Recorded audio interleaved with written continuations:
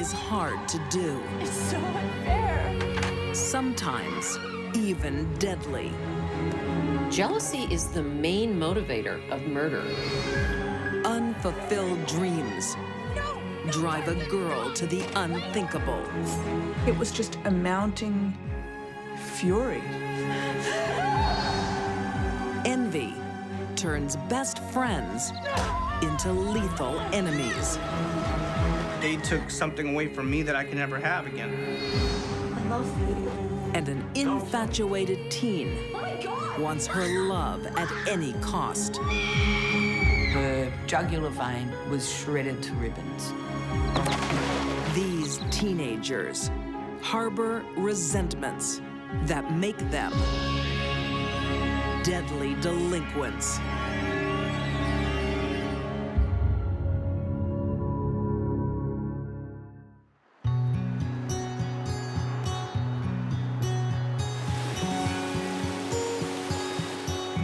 In 1984, in the affluent suburb of Orinda, California.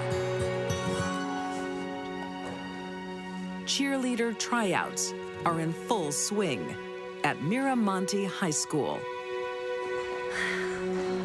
Competition is fierce for the prized squad positions. And Somerset, you're up. Cheerleading in those days was a terribly important status for young girls. At the top of her game, 15-year-old Kirsten Costas. Ready? Okay. Nothing's gonna stop us. You know just what I mean. We're gonna fire up. Just a spirited young girl. They're starting to get lazy. They're starting to mess up. She has tremendous self-confidence. We can fix up. Everyone wanted to be like Kirsten. No one more than 15-year-old classmate Bernadette Prody.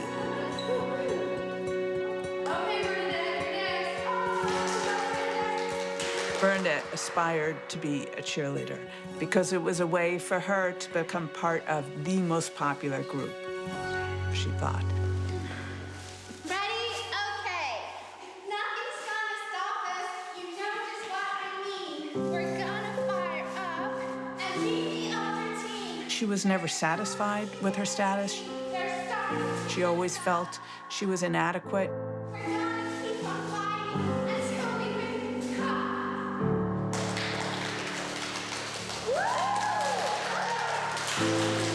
Bernadette craves acceptance and admiration, something being a cheerleader could bring her.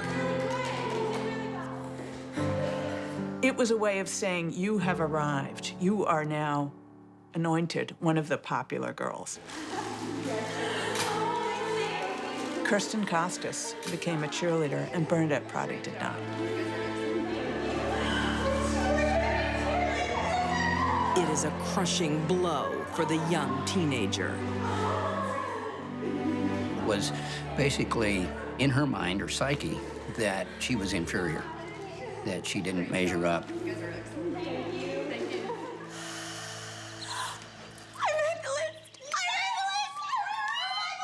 For a lot of teenagers, the most important thing in their life is what's going on now and their peer group. Bernadette receives another blow when she doesn't make the yearbook committee. Plenty of girls didn't make it. She's not the only one who didn't make it. But for her, it was pretty devastating. It was a double whammy. At least you're still in the Baba ranks. Nobody cares about being a Bobby anymore, Jody. It's about being on the yearbook that matters now. And about being a cheerleader. I so wanted to be a cheerleader, Jody. I tried so hard. I know you did, Bern. Bernadette starts to blame one person for her failures. My mom got it for me. The class queen, Kirsten Costas. It's so unfair. She has everything and I have nothing.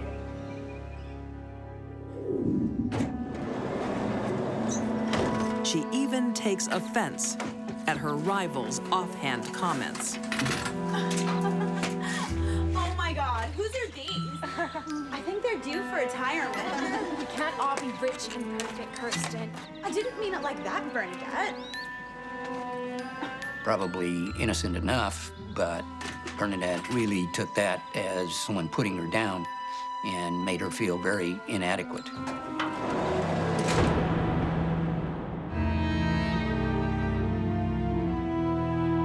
Whatever she tries, Bernadette can't compete with Kirsten.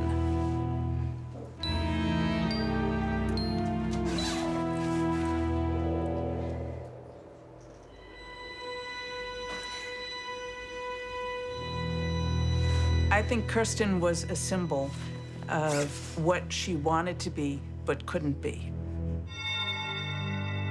And I think it bothered her terribly.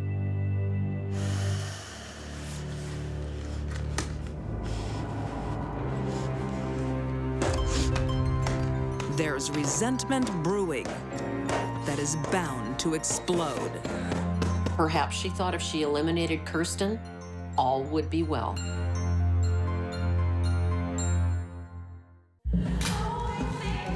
In 1984, 15-year-old high school freshman Bernadette Prody is consumed with jealousy.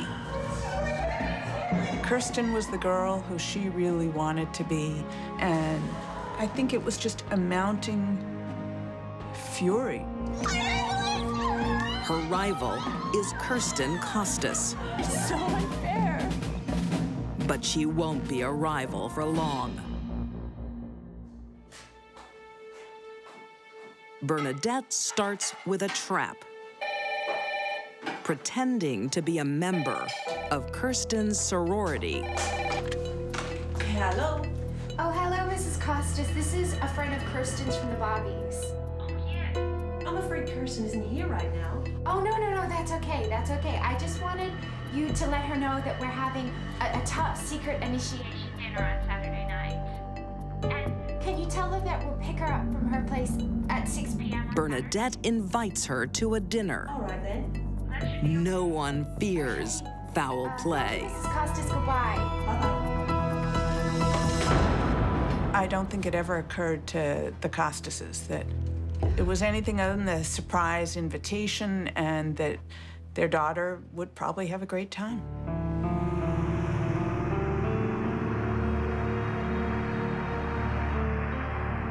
Kirsten Costas will soon find out there is no dinner party. What the hell are you stopping here for? Because I want to talk. Just There was no meal. The only thing on the menu was murder. why aren't we friends, Kirsten? I mean, I try so hard with you. I thought we were friends. Well, then why do you always treat me like I'm a weirdo? Never thought you were a weirdo until tonight. I am not a weirdo! This is going nowhere. No! For the first time, Kirsten realizes her classmate is obsessed with her. But now she is trapped in an unfamiliar suburb. Kirsten ran to a house and sought help from complete strangers. What is the problem? Oh, my friend's got all weird on me. Oh, can I please come in and use your phone? Oh, please. He seemed very upset, so the gentleman of the house decided that he would offer to take her home.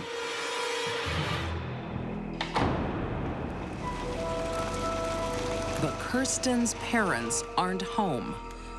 Thank you so much for driving me Oh, you're home. welcome. You think your parents will be home soon? I hope so. Why don't I wait here till you get inside safely? Thank you. Okay. You're welcome. And Bernadette is one step ahead of them.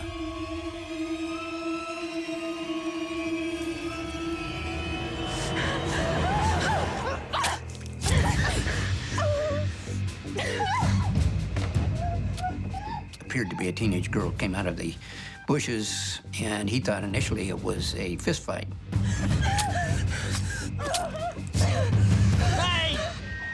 The Good Samaritan doesn't see Bernadette's knife.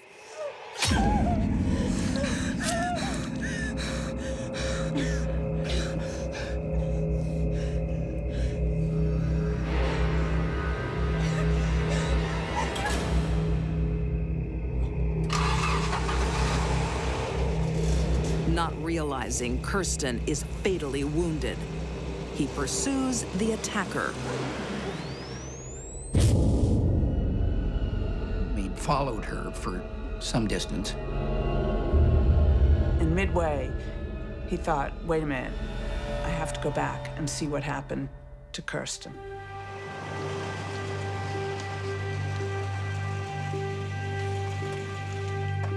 A neighbor has already found the dying teen.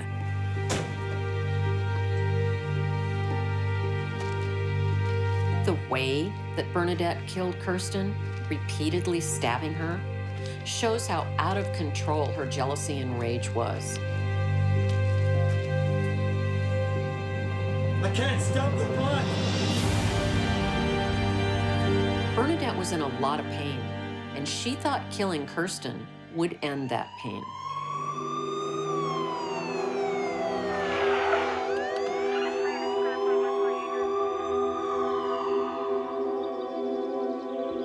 It's a shocking crime that terrifies the middle-class neighborhood. It had to have been someone who was in a drug-induced haze. It had to have been an outsider, because people in Orinda didn't do things like this. They didn't have a motive. I mean, no one could make sense of it. No one, not even the Good Samaritan, suspects Kirsten's young classmate. For 6 months, Bernadette keeps her secret until she can no longer live with her guilt. Bernadette was leaving for school, so she just told her mother, well, there's a note on the counter for you that will explain this. She can't bear to speak the truth, so she writes it. I've been able to live with it for a while, but I can't ignore it. I'm even worse than words can describe, and I hate myself. Don't ask why, because I don't understand this, and I don't know why. I'm sorry.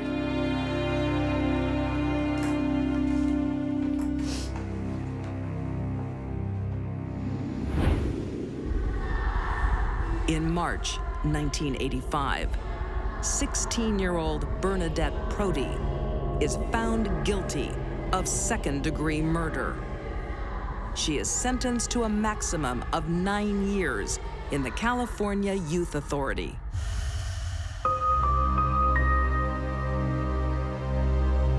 Her quest for popularity destroys Kirsten and her parents' memories. Kirsten's mother would tell me that she couldn't hear another girl laugh or couldn't see other kids without crying. And I'm sure that lasted for years, if not forever. At 23 years of age, after 7 years in custody, Bernadette is released. She now lives under a new identity.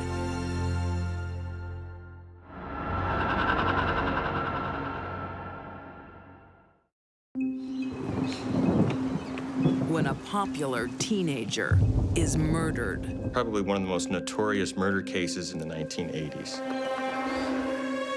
Friends vow to find the killer. And it was based on a slow, burning jealousy. You really think I would try and steal your boyfriend? They won't have to look very far. The murderer was sitting right next to my mom.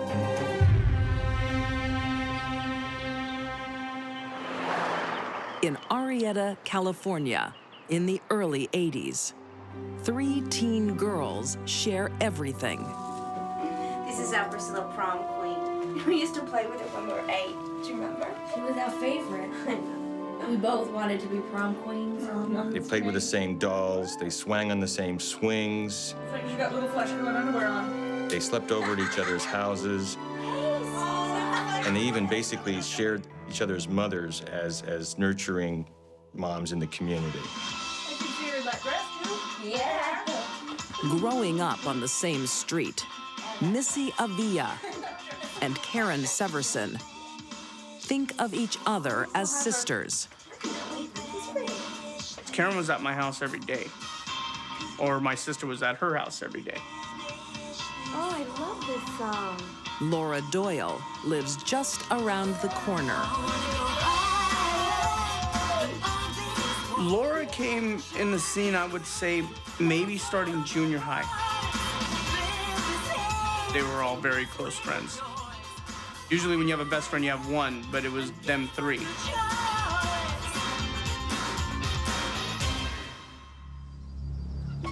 At 15, life takes them down very different paths when Karen becomes a single mom. I want one. Here, take mine. They were still friends, but they weren't as close as they used to be. So worth it now, right? Easy for you to say. My sister started hanging out with different people, doing her own thing. You can't smoke around a baby. Missy is footloose and carefree. Karen's world is baby, bottles, and resentment. You make a better mom than me. You're fine. By the time they were 16, Missy Avila had become a swan, so to speak, and Karen was less successful. Hey, do you think this dress is too short? No, it's fine. Once, Karen and Laura would have been happy for Missy. But in their teen years, it's different.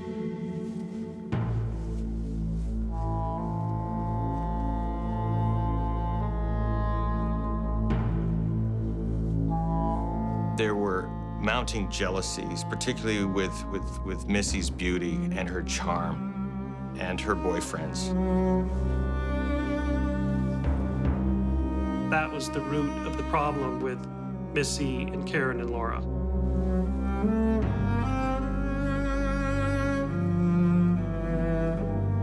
I think Laura and Karen did not know how to deal with the feelings they had for Missy. We're gonna go.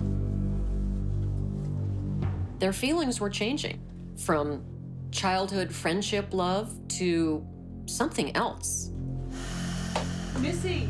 Coming.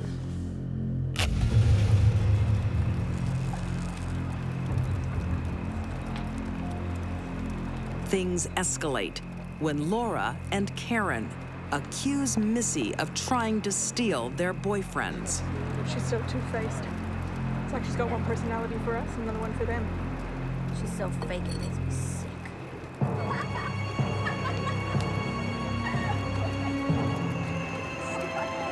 Bitch, why are you always flirting with my boyfriend? Hey, it's fine. We're just talking. Shut up. You really think I would try and steal your boyfriend? As if I would ever do that. We know you slept with Victor. But no, I didn't. She was very hurt. She was very sad. Two-faced bitch. I'll never trust you again. There were real strong animosities emerging, and threats, too. You gonna cry? Aww, wow, wow, wow. Oh, boo-hoo. The childhood bond is broken. But Karen and Laura are planning one last play date.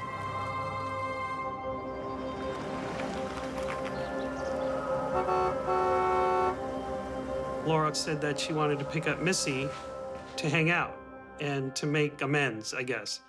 And my mom and Missy talked about it, and Missy said, yeah, it's good. Bye. Bye, where are you going? Stoner's Park. My sister ran to the car and then came back and told me and my mom that she loved us. I love you guys. My mom's like, you're crazy, just go and do whatever you're gonna go do. Have fun. She said, okay, I'll see you later. Missy thinks the three girls will be together again, like the happy times they shared for a decade. Missy's wrong. I don't think Missy ever had any idea the danger she was in from her friends. In Arrieta, California, childhood memories are being torn apart by teenage jealousy. 17-year-old Missy Avila can have any boy she wants. Hey, do you think this dress is too short? Her lifetime girlfriends, Karen and Laura, can't stand the competition.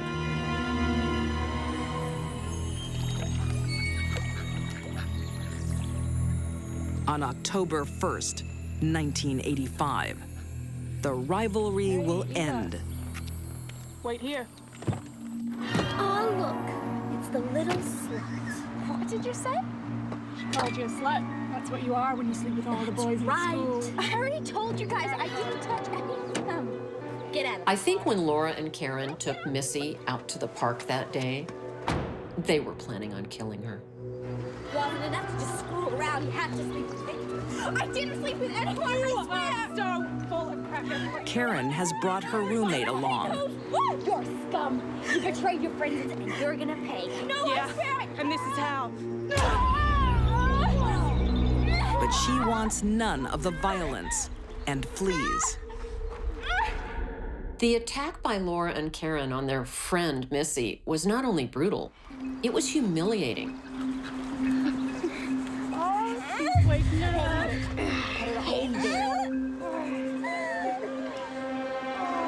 We had tried to degrade her and torture her a little bit. It's like you're not gonna be Not gonna get the boys anymore, are As if to destroy her beauty and her charm, Get her into the water. to rub her out.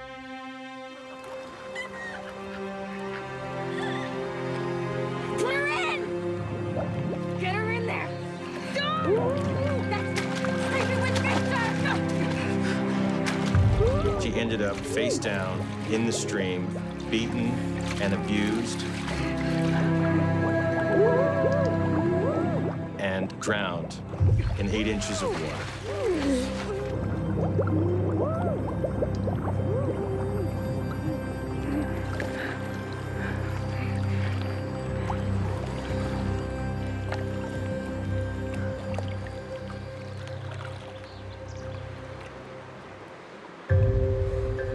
Let's put that log on her.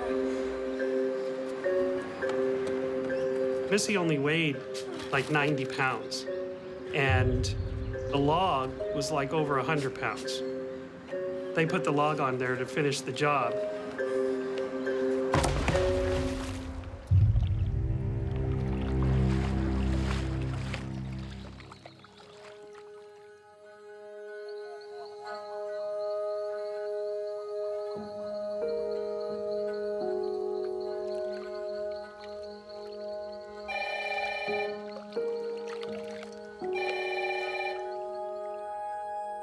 Missy's mom expects her daughter to come home, elated. Hello. Hi, Mrs. Avila. Instead, Laura. she receives a strange call. Is Missy there? Missy? No, I thought she was with you. Yeah, she was. But I had to go get some gas, and when I got back, she was gone. Gone where? I don't know. That's what I told her.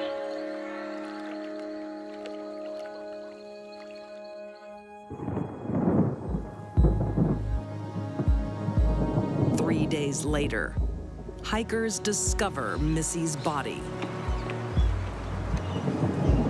Hey, Jim. Oh, my God. Somebody had beaten her rather severely.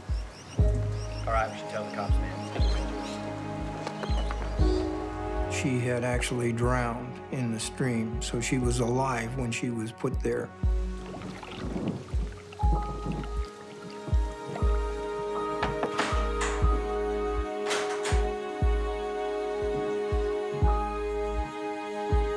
That evening, a police car showed up with 2 detectives, and they came in. Did you find her? And I just remember, sorry. Me being in the room and hearing my mom scream.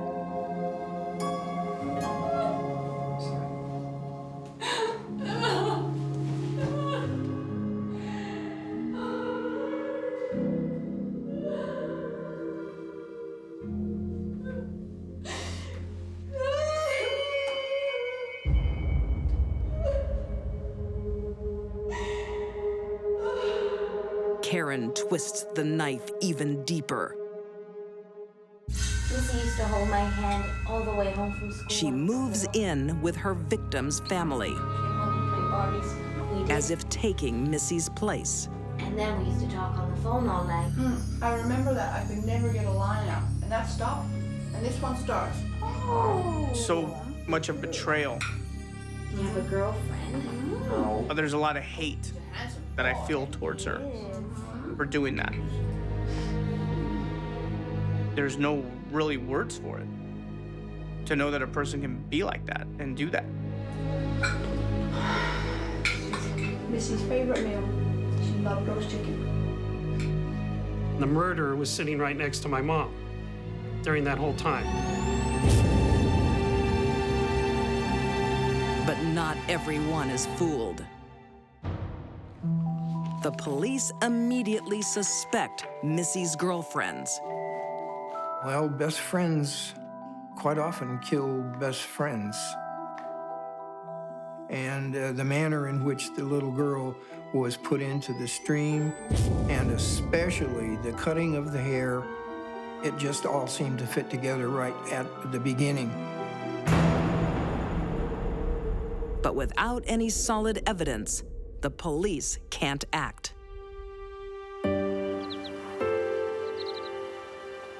Then, 3 years later, another death prompts a confession from the only eyewitness, Karen's roommate. Her brother had recently committed suicide. The grief she felt, she knew that we were feeling all these years. Everybody knows, everybody! And that Laura and Karen should not be able to get away with it. She reported them, and they immediately made the arrest.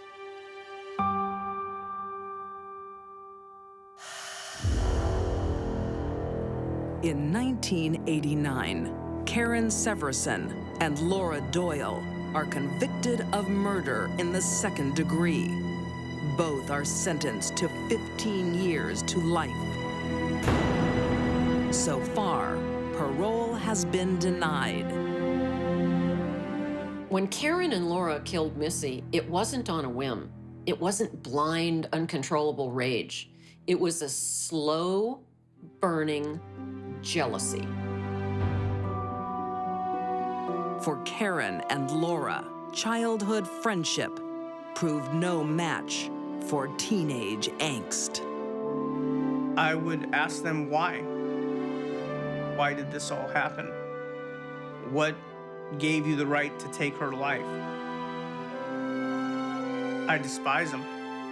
They took something away from me that I can never have again.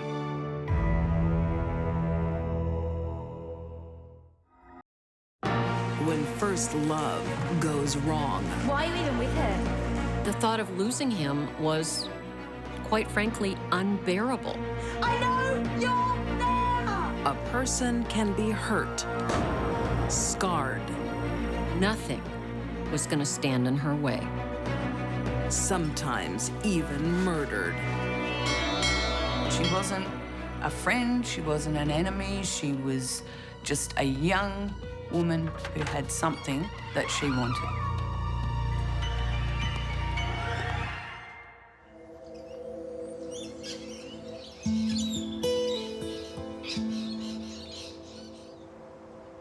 It's the spring of 1998.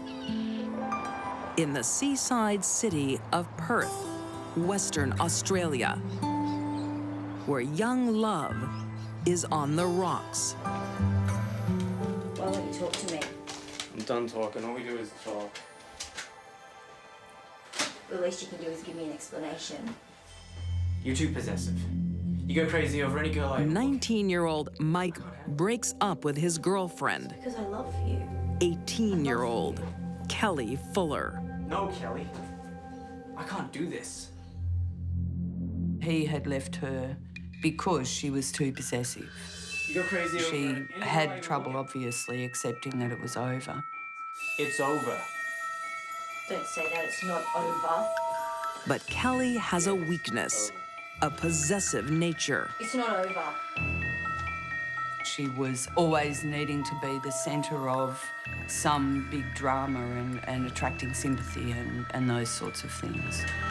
I can't live without you. Kelly is known for her demanding nature.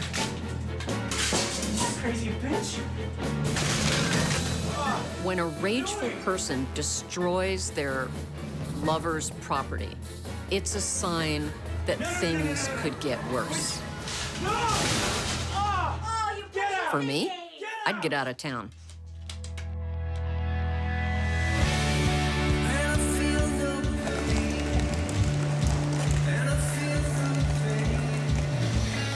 Wanting a quieter life, Mike Bloom moves on. This is supposed to be the cutest snack dog baby I've ever seen. To 15-year-old Jessica Lang, a carefree, down-to-earth girl. I'll get you for that. That's what I'm hoping.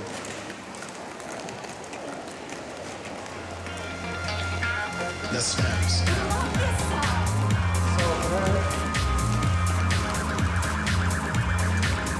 He was the DJ at the roller skating rink, and she had a job in the cafe there, so they got to know each other that way. But Mike's flirting attracts unwanted scrutiny from his ex.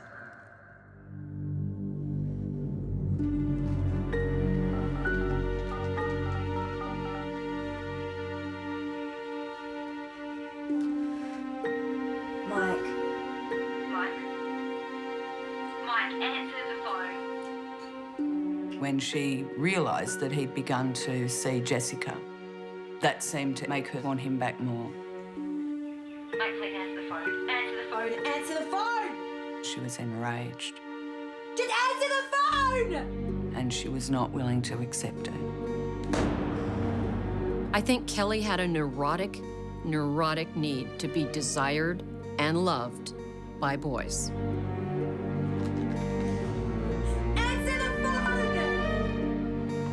Reasoning and logic never entered into Kelly's thoughts. I know you're there! That maybe Mick might just be a blip on the radar screen of her life. For Kelly, it was all right now, all-consuming. There was no future without Mick.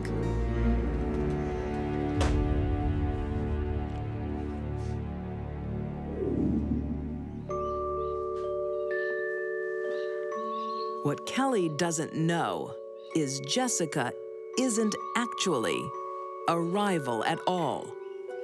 Hey, Dad. Hey, honey. What are you up to? Guess what? What? I got the hairdressing apprenticeship. She is more interested in her new apprenticeship than any boyfriend. So, does that mean I get free cakes from now on? We'll see. She was thinking about hairdressing, partying, family, all those things that are important to a 15-year-old teenager, not the last girlfriend. So they all went to the movies last night with my friends and no one even invited me. Did Janet go? Oh, yeah, Janet But went. Kelly's only interested in Jessica, It wasn't even enough for her to take my boyfriend. the girl who stands in the way of her deepest desire, Mike. Hey, there they are. She was determined to get him back, and she got it fixed in her mind that if she got Jessica out of the picture, then he would be hers. That stupid bitch. I'll kill her. It's unfortunate that none of Kelly's friends took her seriously when she said she wanted to kill Jessica. Sadly, no one did anything about it.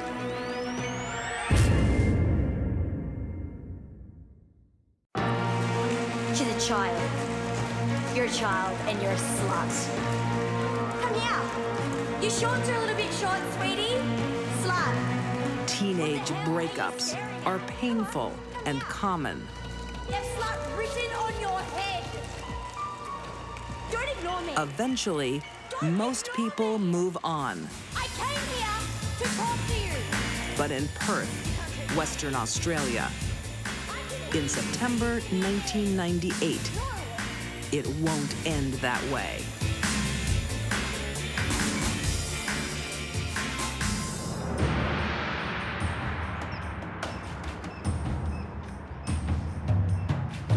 It's just a normal spring day in Perth. Nobody except whatever was going on in the mind of Kelly Fuller had any idea that it was going to be a different day to the day before.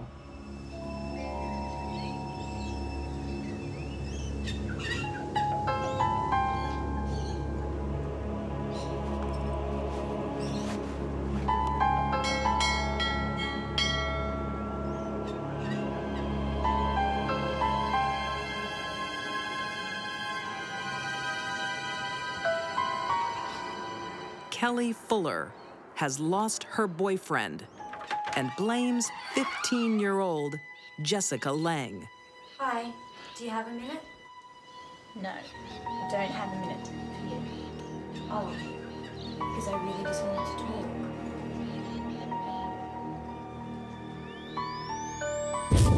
talk. She wore white gloves. Now, this was a hot, steamy, stormy afternoon. You wouldn't wear a long-sleeve shirt, let alone a pair of gloves.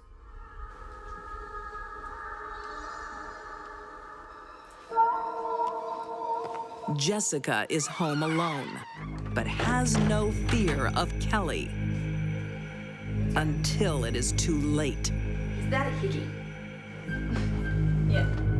Kelly was in a great deal of pain, emotional and psychic pain. That's disgusting. I would never let him do that to me. Yeah? Well, he never loved you anyway. She was destroying the source of the pain. Or so she thought. What are you doing? Oh my God! What are you doing? Don't!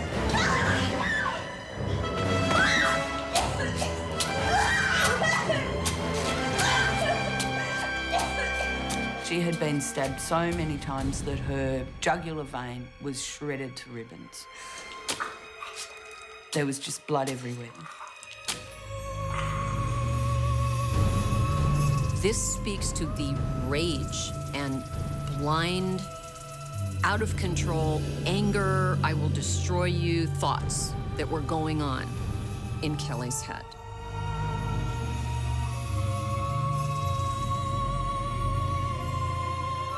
Do you want to tell?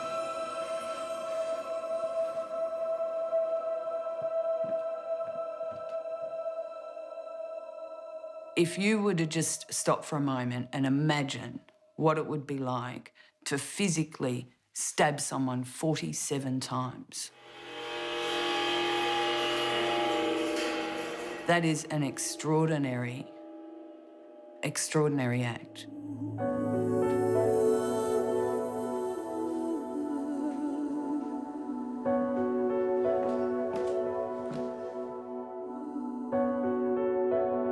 Jessica was 15. She was still a child.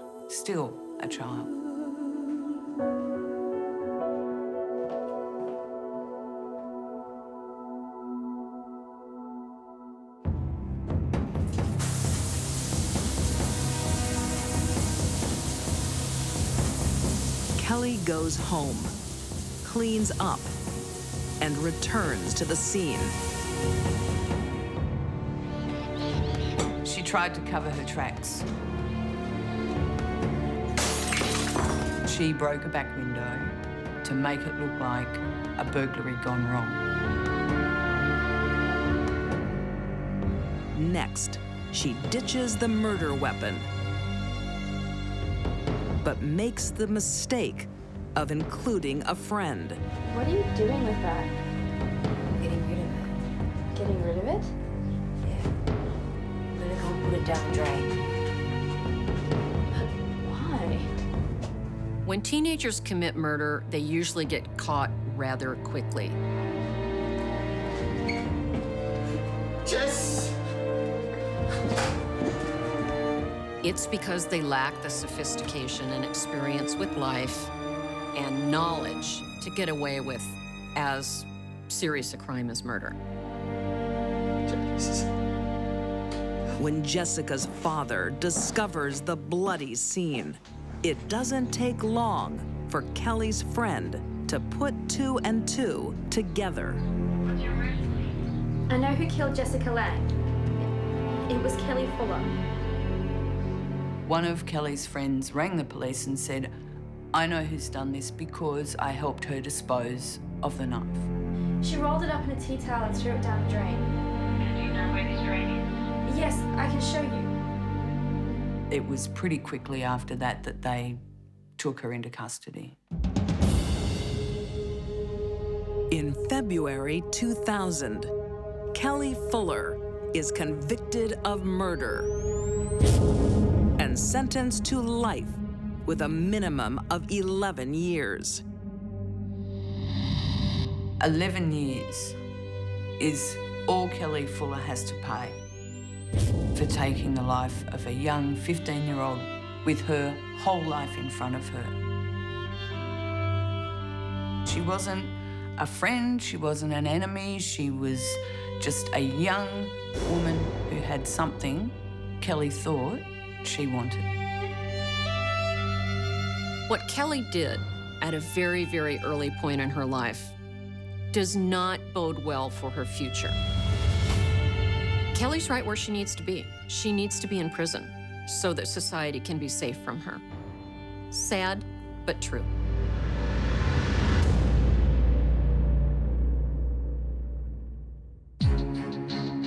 These teenagers' emotions drove them to murder. Bernadette Prody's jealousy was deadly for her rival. Envy led Karen Severson and Laura Doyle to torture their closest friend. And Kelly Fuller's obsession cost an innocent young girl her life. These killers weren't deadly women. They were deadly delinquents.